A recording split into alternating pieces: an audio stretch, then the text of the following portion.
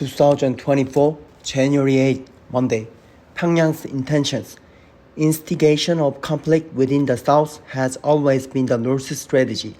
North Korea fired some 200 artillery shells into waters near its western sea border with South Korea Friday morning, prompting the South to order civilians on the nearby islands of Yeonpyeong and Pyongyang to take shelter. The North fired another 60 rounds Saturday afternoon.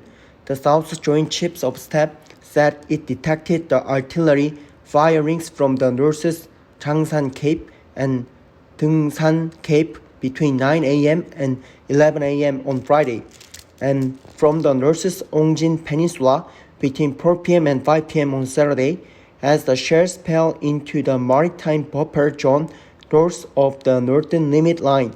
No damage was done to South Korean civilians or military. On Friday, the South responded by firing over 400 rounds of artillery into waters south of the NLL from 3 p.m.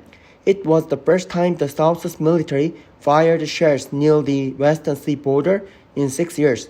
The South did not take action against the North's artillery firings on Saturday, as they did not head towards the South. The latest military provocation by the North is aimed at raising tensions by confirming that it had scrapped in November an inter-Korea military accord signed on September 19, 2018, under which artillery firing and naval drills were banned in the buffer zone.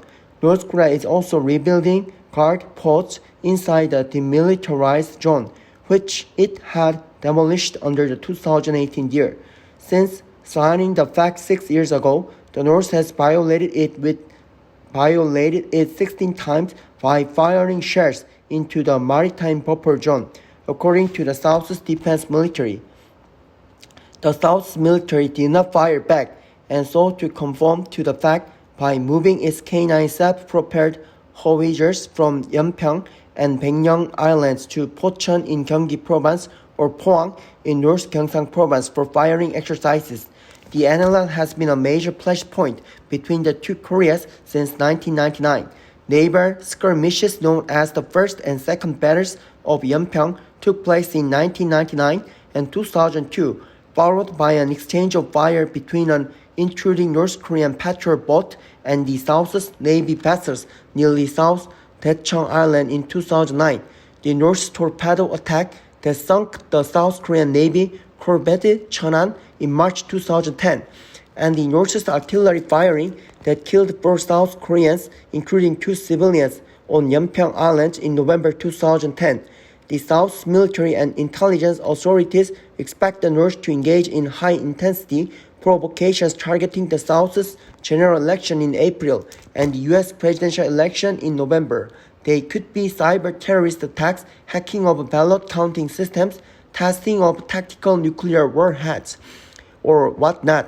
The North attacked the Cheonan, killing 46 sailors about 2 months ahead of the local elections in 2010, increasing military tensions to instigate conflict within the South by making South Koreans blame the Seoul government has been Pyongyang's unwavering strategy toward the South since the Korean War.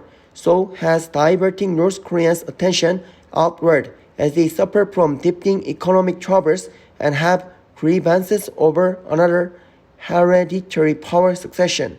On Friday, Pyongyang state media released photos of North Korean leader Kim Jong-un and his 10-year-old daughter Jue touring a factory that produced mobile launchers for intercontinental ballistic missiles.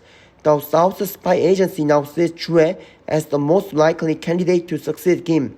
The South's Unification Minister Kim Yong-ho said in a televised interview on KBS Saturday that should Donald Trump get re-elected as the U.S. president and officially acknowledge North Korea as a nuclear state, South Korea and Japan will have no choice but to develop their own nuclear weapons. South Koreans have long grown numb to the North's repeated firing of missiles and artillery rounds, but we should not forget that the Kim regime is capable of attacking South Koreans as it has in the past.